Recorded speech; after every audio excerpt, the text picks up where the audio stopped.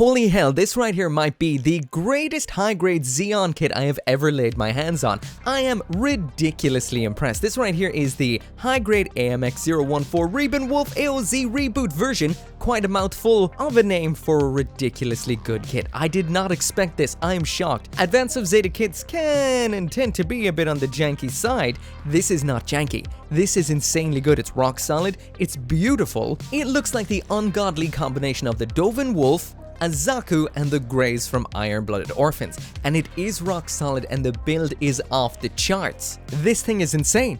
The one down point, of course, as you can see by that box right there, is this is a premium Bandai release. But this is the rare premium Bandai release, as in it's actually definitely worth it. If you do want one of your own, I got mine through Buy. You'll definitely get one. Link is down there in the description. Now let's wind back in time to the build of this tiny little Zeonic masterpiece. Actually, I don't know why I said tiny little, it's actually quite big for a high grade. On busting open the box of the high-grade REBEN Wolf, you'd expect to see the usual amount of Advance of Zeta runners in here, and there isn't. It's not really that full at all for a master grade sized box, and for the best possible reasons. If we think about some of the more recent Advance of Zeta kits, or a lot of the older Advance of Zeta kits we would have seen, they're a combination of a multitude of different kits, which means you've got a bunch of runners with leftover stuff on them, so the amount of plastic in the box isn't actually reflective of the build. Now this kit right here, it is 100% reflective of the build. Every piece of plastic in here you will be using, as every single thing in here is brand new for 2025. I thought this would be a mix of some old Advance of Zeta kits with the 2013 version of the Dovin Wolf. No, everything is brand new in here. Even the beam effects, 2025. Shocked. I actually think the reason the box is so big is because we've got some giant runners in here. These A runners with all the color separation on them are huge. Starting from the ground up as I usually do, building the legs, and this is so impressive. Not a single polycap to be seen in this build at all, and not just that, it's hard to say if it has a full inner frame or not, because the armor parts and the actual inner frame grey parts interweave into each other in the most fantastical sort of way. You build up some of the grey sections with a little bit of a hollow part, some of the green almost interior-exterior armor locks in some cool moving parts that move in a way I've never seen before, and then you just start layering up and up and up. A lot of the joints on this are ridiculously complex, from these cogged joints in the ankles which move the verniers when the actual foot is moved, so once you pop the verniers onto the back and the sides, these move in tandem with the feet. On top of that, when you do throw the armor on, you then attach on a very nice color separated pipe that's made out of a rubbery material. But the knee joint we would have built before actually locks down over this almost like a crocodile's mouth in a really cool kind of way, and it all clicks into position and moves together. The build here is pure artistry. It is Bandai's craft at its finest, and for a premium Bandai exclusive Advance of Zeta kit, that was not expected. The foot builds up out of a whole bunch of pieces, and I will mention it has a really cool double keyhole locking mechanism to the ankle joint, as in you've got one keyhole joint on one side, then it attaches into a keyhole joint on the other side, then you rotate the entire ankle joint, locking it all together, not just one side. On top of that, we've also got one of the coolest side skirts I've ever seen that builds up into the ball joint and then gets locked in with the armor. The whole thing is beautiful. Once both legs are finished, these look and feel incredible. Moving up to the waist unit, and the impressiveness does not stop at all. This kit does not cut any corners. First off, you build this kind of little joint system, which is a little confusing, because when you actually throw it into the waist unit, as you can see right here, it's locked into position and doesn't do anything. What we've got here, I think, is a modifiable hidden joint. If you want extra movement out of it, you can cut away, I think, some of the pegs inside of this to get more of a backwards or forwards moving joint, at the cost of some stability, but I left it as it is. We've got some very cool, unique, that I've never seen before, spinning hip joints in here. So these attach on into a slot and then you have to wind them around. It's a little tough to do. I had to use a needle nose pliers in which to do it, but these lock in strong and perfectly. Then you add on a whole bunch of little bits. We've got some hefty double layered butt armor, and overall again impressive. Up now to the torso, and the unique build does not stop. You build up a whole bunch of various moving aspects, moving joints for inside the torso, and these aren't for the ab crunch, they're actually for attaching the backpack. We also have the neck, which is a big C-clip, also attaches by a double joint into the torso, layering upon layering upon layering of nice armored parts. We've yellow piping color separated in underneath, some interesting piston aspects that build up into the ab crunch, and then we've got the shoulder armors which have a multitude of joints built into them. Once again in a kind of way I've never seen before in a model kit by Bandai. These outer torso arm attachment parts attach up into the clavicle, which sandwiches down into the body we just built for a whole host of cool articulation. And if that wasn't cool enough, you actually keyhole joint the waist unit into the torso too, so nothing is going to go anywhere on you once it's finished. Moving out to the arms now, and again, impressing. Some nice, very detailed grey inner frame parts attaching into some armor. The shoulder is like our normal sort of treble joint, but a little bit more robust. The shoulder armor then attaches on top of that. We've got some ball jointed moving aspects in it. The huge shoulder panels build up nice and thick. We've got grey sections in underneath to make them look thick and armored. One extremely unique elbow joint that actually attaches in like so and then rotates back into its own armor. You then build the elbow joint which attaches into this from above, a little bit of armor, and then it all connects together just like so with a whole host of hand options inside of the box. If you like verniers, there's a whole bunch of verniers around the backpack. We've got a central aspect which gets sandwiched in between some armor, some moving sections with some big old holes that seem to be for another probably future variant of this kit, and then missile sections for up on the shoulders which have a whole bunch of layering up pieces, but sadly the little kind of door sections in the front which would house the missiles do not open up, but otherwise super detailed. It all attaches together just like so, and it does attach on not using the usual high-grade backpack adapter, but apparently it's the same as the high-grade Doven Wolf, in case you're curious. Last up, when it does come to the mech itself, we've got the head, and just as detailed as before. A clear piece I didn't show building because it's so tiny attaches into the upper head. Some grey segments attaching on into the rear section of the head. We have the choice of using a standard flat head or one with the commander blade antenna. When it comes to the mono eye in this, it is color separated out with a nice clear section on a runner that actually says I on it, as opposed to just a letter, which is pretty cool. This then sandwiches in between two grey sections. It can rotate inside of it. The yellow on the head is nicely color separated. Then we attach on some armor and slap what we've got built together for this highly detailed head, which attaches onto the body just like so, and there we go. And that's the REBEN Wolf complete, and it is insanely nice. Then there is some accessories in here as well. I will mention that the incredible detail does extend to the beam rifle too. We've got two, not just one, clear lenses in this, one of which is super long, which attaches in from behind like so. There's 4 parts to the scope alone on this, and we do have a nice little bit of an almost moving rail section which attaches onto the back. Again, insanely detailed. So jumping now on into the aesthetics, and there is the high-grade REBEN Wolf completed, and this is just the out-of-box build. So no panel lining, no nothing extra like that at all, and this is beyond impressive. So when it comes to the overall look and the silhouette of the high-grade REBEN Wolf right here, this is absolutely phenomenal. The overall look of it is insanely cool. This definitely has a very Zeta Gundam kind of feel to the overall design of it, even though this is not an original Zeta design. It is of course from the manga Advance of Zeta. No matter where you look on this, it looks incredible. We've got all of the new kind of awesome aspects that you do see on modern gunpla. That is layers coming in from underneath. It's a fully plastic on plastic build. This is 100% sticker free as of right now. I'll talk about the color separation in a minute, but it is insane. We've got that beautiful yellow, that nice looking olive green, the darker green, and a splash of red here and there, as well as a nice clear part in the mono eye. This thing has been crafted to expert levels. It looks so good, it feels good, and it's the most impressive Zeon high grade I have ever seen, without a doubt. And what's weird about it is, I almost glossed over it assuming it would be like the rest of them. Visually, a masterpiece.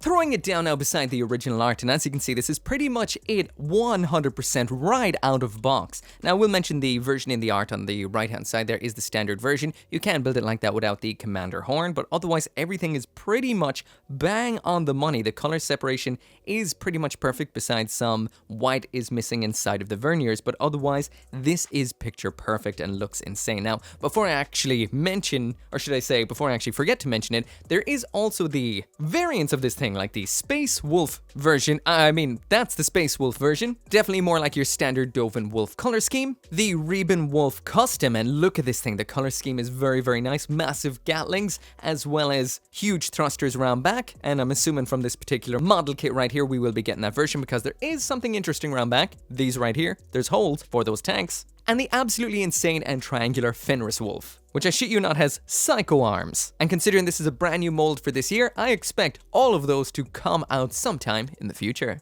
The color separation on this kit is absolutely phenomenal. Out of box, there's 0 stickers used, but we do have one bit of a decal included. The only colors that are missing we can see from the art is the white from inside of the verniers. That is missing on this as well, those little side verniers there.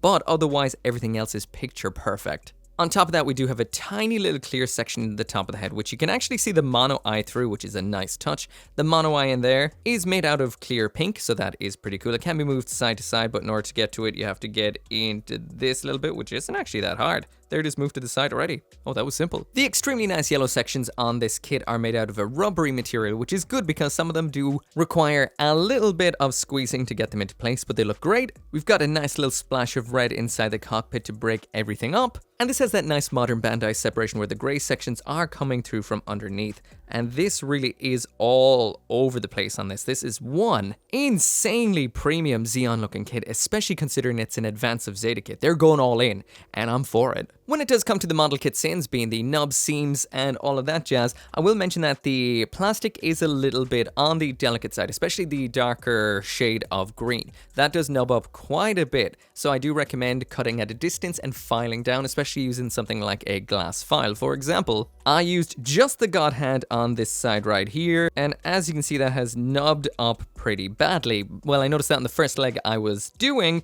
I decided on the second leg not to do that, and I did use the racer glass file on this side. That little bit you're seeing right there, that's actually just a bit of plastic that's pushed into that there groove from actually doing the filing. But the bottom one there, I did that one properly, and as you can see, it does hide them very, very nicely.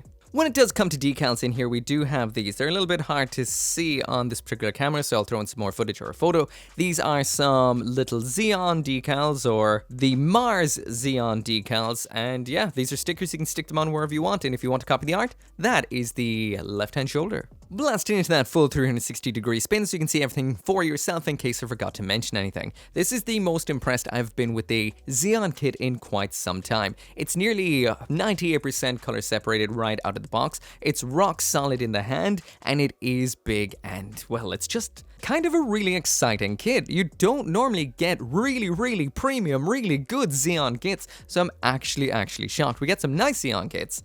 For example, the Advance of Zeta Zaku Kai was a nice kit. Or should I say the Hyzak? It was a Hyzak. That was a really nice kit, but this is next level super nice. I highly recommend it. It is insane looking, and it is an insane kit. So jumping on into the size comparison, and just as you'd expect from a Dovin Wolf variant, this is a pretty big high grade. There it is side by side with two versions of the RX-78-2, the Revive high grade on the left and the real grade on the right. Also there's the Master grade RX-78 3.0, just for the sake of comparison, it's almost Master grade sized. Moving through some random kits, there's the high-grade Aerial on the left, the D Gundam First on the right, the Advanced of Zeta Hyzak, Seed Zagok, high-grade Exia, and finally, the high-grade G-Quacks. So now jumping on into the accessories, and here's the high-grade REBEN Wolf with absolutely everything that it comes with. What we've got in here is a beam rifle, a pair of beam sword axes, as well as a multitude of beam effects for using with them, and a little bit of a rack for storing them when they're not in use. When it comes to hands, we've got a grand total of 8, including the 2 attached onto it right now. And finally, we do have these 2 pieces right here, and these are alternate build parts for using on the legs, so you can use the Woundwart's legs with this particular model kit. So a cool little build option. When it does come to the included hands in here, you get 8 in total, so this is half the set or half the pair. It is a pair of everything in here, and what we get left to right is a trigger finger holding hand, actual fists with no hole in them, holding hands which are fists with a hole in them, and widespread open hands. So that is 8 in total. That is impressive. So first up in here is the beam rifle, and like we saw during the build, this is made up of a whole host of nice parts. Now, it doesn't really have much in the lines of moving bits. The bit at the back there, that can actually move ever so slightly, but we do have insanely nice lenses in this, one of which running completely through. So the first one Actually, maybe they both run right through. Oh, no, just the one right there on the right. As you can see, the light flows right on through it from behind. It's a nice big single clear piece, but overall a very, very nice sculpt. We'll mention the hand is attached onto it just for the sake of laziness. And like I mentioned, this little bit at the back can teeter up and down just like so. Attaching this is super simple. You just pop off the hands in the usual kind of way. These are nice hands, by the way. They're those kind of ball joints that when they're ball jointed at that point, they can move around a lot, but when you push them in, they kind of lock into position. So ball jointed, but also nice solid locking mechanism. But yeah, the handle for the beam rifle is the usual sandwich hand. When you have it sandwiched on, it just pops in just like that, and it holds on absolutely perfectly, looking absolutely awesome. Now, I was about to mention that when the beam rifle is not in use, it has nowhere to be stored on the actual mech, but I also noticed at the same time, the hands on this are very, very, very secure in the nicest, best possible way, so it does take a little bit of a pull to get it off. So next up in here, we've got the beam sword axes, and these are exactly what they, well, suggest that they are, and that is a beam sword or a beam axe or a combination of both. And these have brand new, very nice beam effects. So as the name suggests with these can be a beam sword or a beam axe. Here is the beam sword mode, and here is the beam axe mode. Technically, you can combine both of these at once, so there it is being a bit of a beam sword. Actually, this feels a little bit on the loose side. It's not falling out. Oh wait, I'm an idiot. It's the handle. The handle has a bit of a actual retracting mechanism I totally forgot about. But anyway, as well as the standard hatchet axe, we also have this alternate effect part. We also have this alternate effect part for this kind of pickaxe style focused energy beam. And like I mentioned, these do have a retracting mechanism, so you can actually pop that off and close them down just like so. It's just a simple sliding mechanism, as you can see the little plastic piece in there which holds it from going too far. So that's why it felt a little bit wobbly, so it must have been somewhere in the middle, but yeah, these retract and they can be stored. When it comes to getting these attached, they just slide on into the standard holding hands, and there is an interesting kind of gimmick to these. First off, in order to have them as the sword, you do collapse them down just like so. It attaches in like this, so it has a shorter bit of a handle. But when it does come to the beam axe, you use the longer handled version, the extended version. But the actual beam effect in here actually takes this into consideration, has a little bit of a notch out of the bottom connection part. So when you do actually attach it in, it locks it in the long form, so it can't actually retract with the beam effect in, which is a very nice touch. That's some attention to detail. However, they do instantly fuck up by actually having it being a just circular handle in a square hand, which means it does rotate around like this. So it's always going to kind of fall out of poses on you when it has the axe segment in. So one good cool aspect and one negative kind of pointless silly aspect. So when these are not in use, we actually have this handy dandy little storage unit thingy mabobber right here. It's super simple. It's just two holes. You slide the handles in, top like this, bottom like so, and this attaches by a little tab onto the butt flap like this. Nice, neat, out of the way, and stored for use later.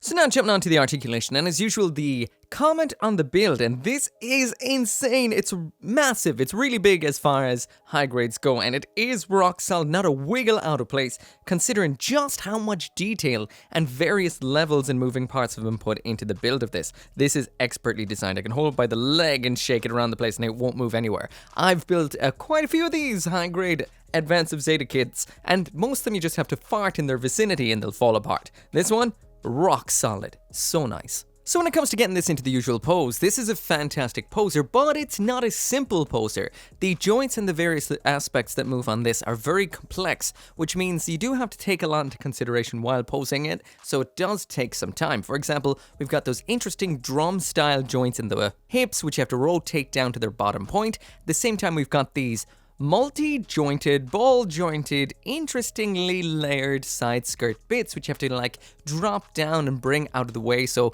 you get them out of the way of the hip and the knee bend at the same time. Then the knee bend is lovely. The ankles are quite good on it, but we do have a bit of a restriction to the front and back because they are connected directly to the vernier moving mechanism, which you could cut them and separate them from if you really wanted to. The shoulders are very intricate too. There's a lot of intricate aspects all the way around it. The ab crunch is very, very nice. And in the end, oh well, there's also the neck, which is phenomenal. But in the end, the only thing I kind of struggled with a little bit, and this was just me being particular, is keeping it balanced while in the pose. It was a little bit forward heavy while leaning forward like this, but all in all, it worked out really well. And man, it's a cool kit.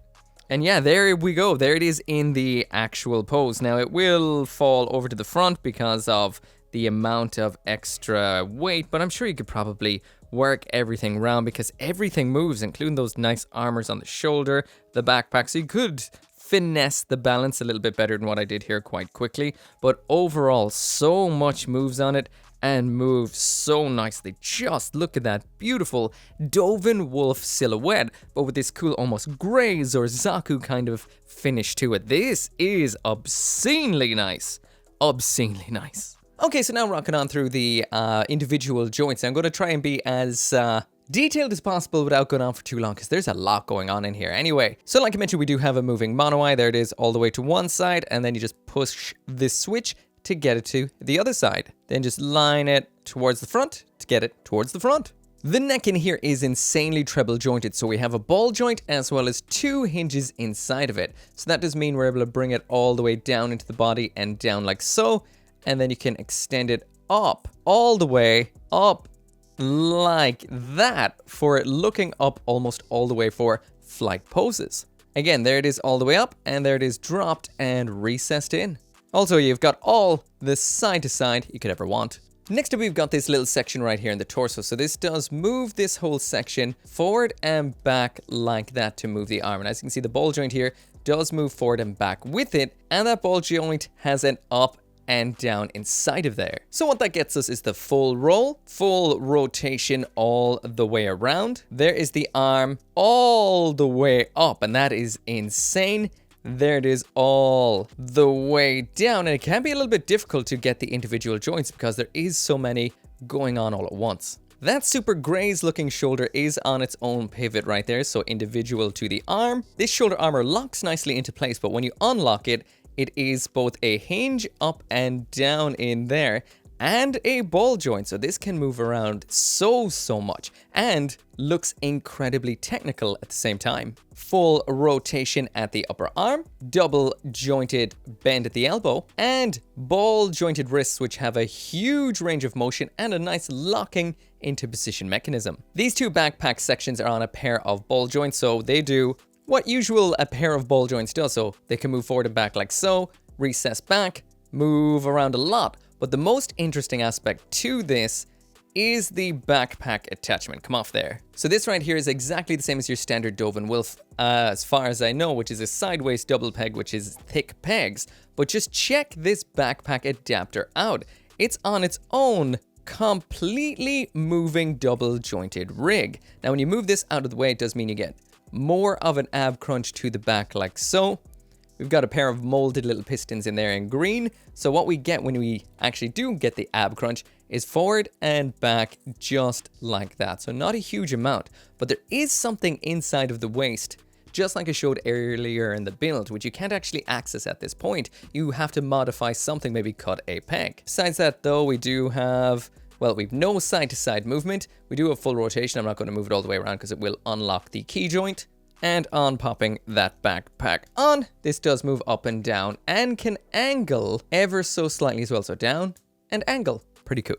Inside the waist joints, we've got these, which are kind of like the Evangelion real grades, but a little bit more secure. It doesn't run the whole way through. So this does move around in a point. If it hits a certain point, you can remove it. It is a little bit hard, I will mention, to actually get to work because it does tend to slide with the actual leg while it's moving. So you have to kind of do that in order to bring it all the way down and then kind of fight to get it a little bit back up again. But it does give you some incredible range of motion. And speaking of those sort of interesting joints, this here is another one of those ball joints and a hinge. So this little section, which is essentially its side skirt with a little bit of a vernier, can move up and then drop out of the way entirely from this joint and still have a little bit of ball joint motion.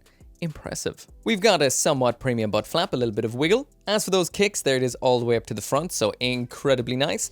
Out to the back, it is somewhat blocked by the butt flap, and when you get these out of the way, which they are a little bit tricky, but you do get used to them, you can get that full splits as well. As you can see, this one kind of blocked it because it didn't move it all the way, but when it is moved all the way, it will get the full splits. We've got the full rotation at the upper leg, a very nice double knee bend. As you can see, we can get a little bit of a clash here, but you can move that out of the way in order to get it all the way up. And look how technical and nice that looks. The moving parts on this are so awesome. Once again, There is the leg straightened out, and there it is moved into position. So that is nice, smooth, and beautiful. And the way this opens up is pure poetry. That's nice. Leg off now for a little bit of a look at this interesting joint right here. So when it's moved back, the verniers move. So it does that. It's very subtle, but it is kind of cool. Of course, if you do remove the little kind of teeth of the cogs, you can get rid of that if you don't want them to move together. On top of that, then we do a full rotation of this foot. The side to side is incredibly nice again because of that cool double locking mechanism in there, but the forward and back is pretty much limited to that little bit of a movement there. But again, it gets you pretty much all you need. No toe bend or anything fancy like that, and overall very impressive. Once again, there is a little bit of a look at the pose that we normally throw it into, and it dominates it entirely. It's fun to pose, and it's rock solid and incredible.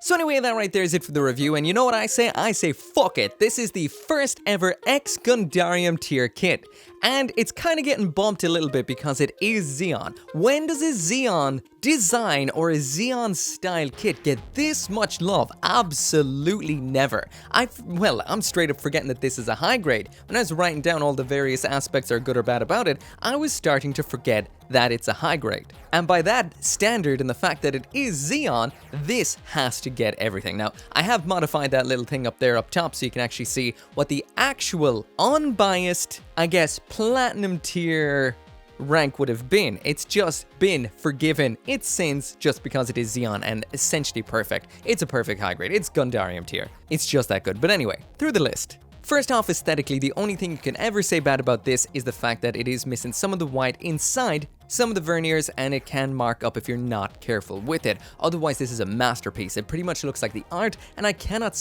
wait to see the variants come out. I want every single one of them. This is a visual masterpiece. As far as high grades go, as far as Zeon kits go, you can do no better. It didn't even need bumped points when it came to the articulation. The articulation on this is absolutely insane. It's been thought out so well. There's stuff on this I've never seen before. The hips are insane. The knee joints are so nice. The shoulders have been designed so well. And the little gimmick in the ankles is just a cool touch. This is 100% perfect. It's rock solid and poses up a storm. It's amazing. When it comes to the accessories in here, this does what it needs to do, and they all do really well. The rifle is particularly nice, and we do have the various melee weapons. It might seem a little bit on the scarce side. For some people, again, this is what the mobile suit comes with, and that's why it got bumped points from me, just because this was the only thing going to bring it down. I don't think this should be brought down beyond Gundarium for something so subtle. We will be seeing, hopefully, some variants in the future that come with more stuff. But the stuff we get in here, all perfect. And the option for using wound wart legs is pretty cool. Finally, then there is the build. This is such a fine, brilliant build. The only point I would knock from it is the fact that you do have to do a little bit of extra cleanup on the darker plastics, but hey, that's a plastic model, you have to do that. But besides that, the build is fantastic. There's some joints and build aspects in this I've never seen before. The way the legs layer up, the way the backpack is built into it on joints. The head is made of tons and tons of little pieces. It's so hard to believe this is a high grade. This outdoes a lot of master grades in a lot of different ways. This is an insanely good kit. 100% the first ever EX Gundarium kit. Bumped a little bit, I will admit, because it is a Zeon design, but when do Zeon designs come this awesome? If you like Zeon, if you like high grade, if you like the pinnacle of high grade and gunpla kits, you need this one right here. It is that good. If you want one of your own, I got mine through Buy, you'll sure to find one there. Link is down there in the description. As always, thank you so much for watching. Make sure to come back for more gunpla reviews, and I'll see you next time. It wouldn't be the end of the video without special thanks to each and every single one of you guys for watching my videos, and special thanks to the channel members and the members over on Patreon, including Caleb, Engelhardt, Joe, RG59061, Scotty Thomas, Simon, and Van Fawn. Hey, Big Zed!